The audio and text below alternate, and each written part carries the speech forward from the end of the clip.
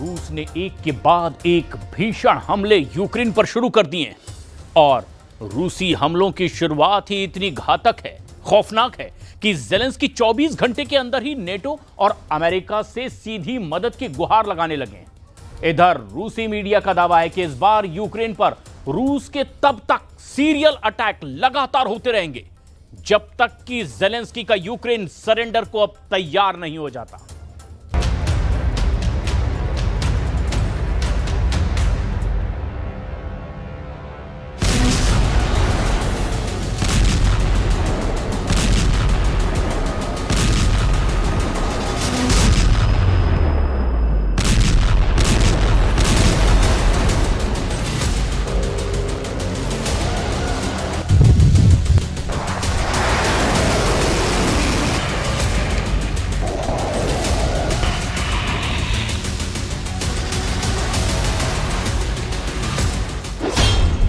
फूंक डाला Ukraine, Putin का आखिरी युद्ध शुरू।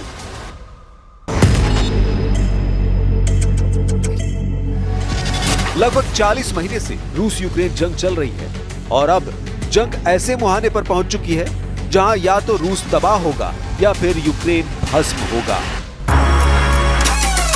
रूस के साइबेरिया इलाके में जिस तरह से यूक्रेन ने 117 आत्मघाती ड्रोन से रूस के 5 सैन्य एयरबेस को तबाह किया है, उसने पुतिन को अब पूरी तरह से बेकाबू कर दिया है।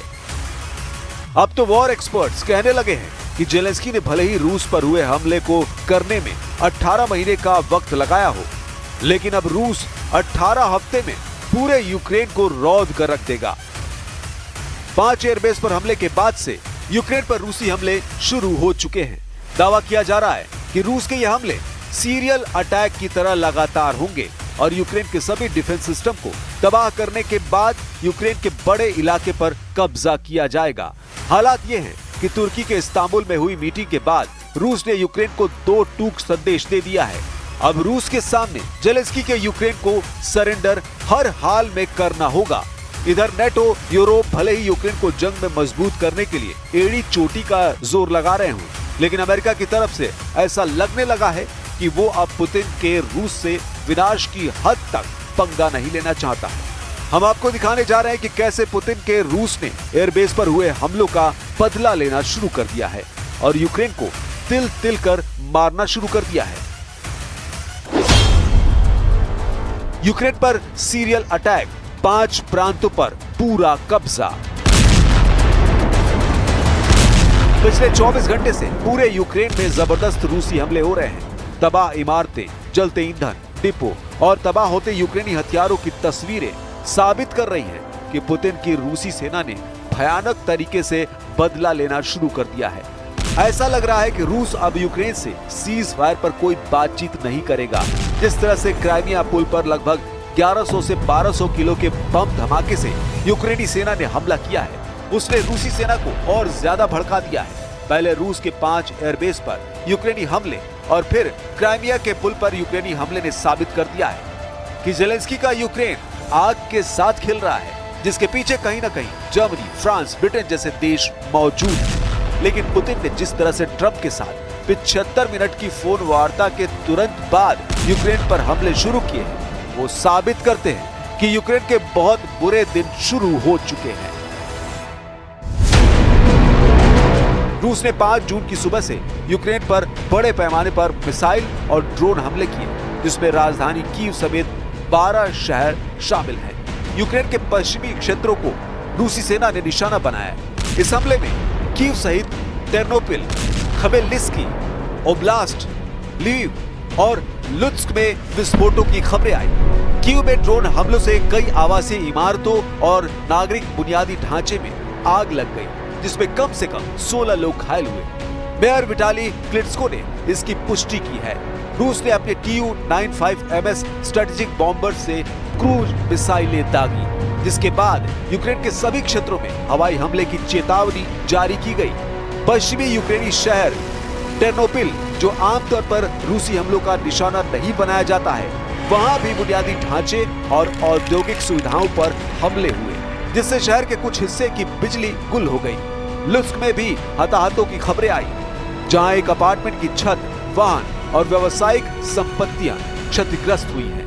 यूक्रेन के उत्तरी शहर प्रिलुकी में एक ड्रोन हमले में एक आवासीय इमारत ढह गई, जिसमें 1 साल के बच्चे, उसकी मां और दादी सहित 5 लोगों की मौत हुई है।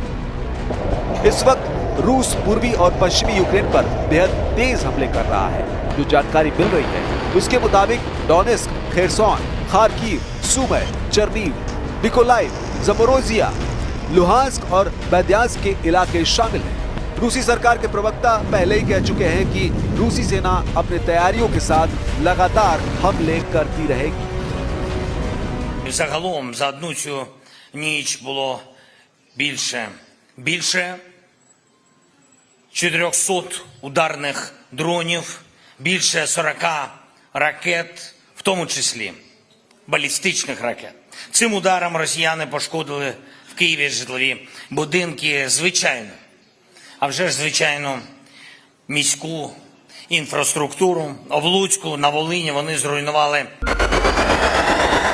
यह हमला रूसी राष्ट्रपति व्लादिमीर पुतिन और अमेरिकी राष्ट्रपति डोनाल्ड ट्रंप के बीच 4 जून को हुई फोन पर बातचीत के एक दिन बाद हुआ। ट्रंप ने बताया था कि पुतिन ने यूक्रेन के ऑपरेशन स्पाइडर वेब के जवाब में कड़ा जवाब देने की बात कही थी।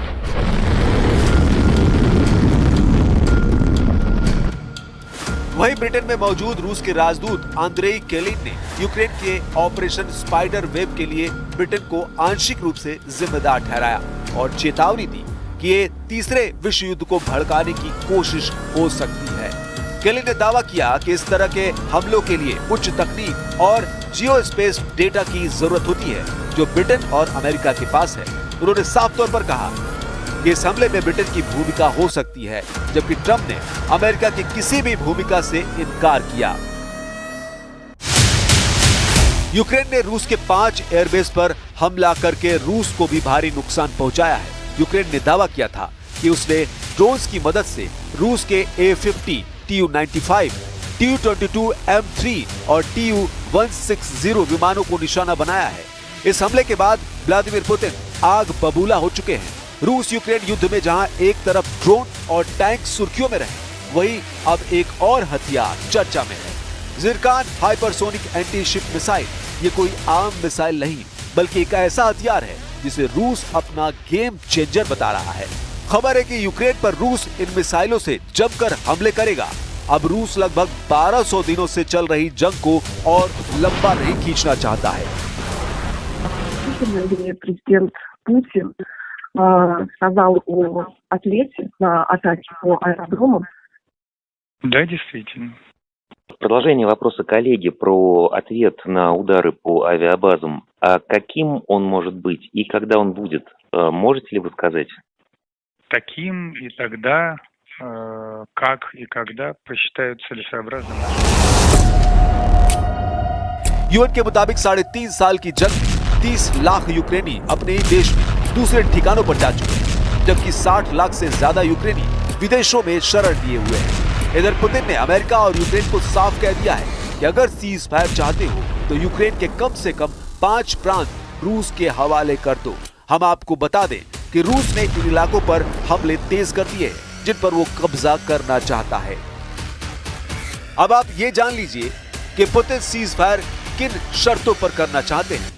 रूसी सूत्रों के मुताबिक रूस ने यूक्रेन से 5 प्रांत देने को कहा है। रूस जिन 5 जगहों से यूक्रेन की आर्मी को हटाने पर तुला है वे हैं डोनेस्क, खेरसोन, खार्किव, ज़पोरिज़िया और लुहांस्क। डोनेस्क एरिया में रशियन बोलने वालों का प्रतिशत ज्यादा है, जो खुद को रूस के करीब मानते हैं। आखिरी सेंसस के मुताबिक डोनेस्क की लगभग 75% जनसंख्या रूसी बोलती है। वे कल्चरली भी रूस से जुड़े हुए हैं। इसके अलावा साल 2014 में क्रीमिया के रूस में विलय के बाद यहाँ के लोग खुलकर मॉस्को के सपोर्ट में आने लगे। यूक्रेनी सेना और रूसी सपोर्टरों के बीच भारी जंग भी हो चुकी है।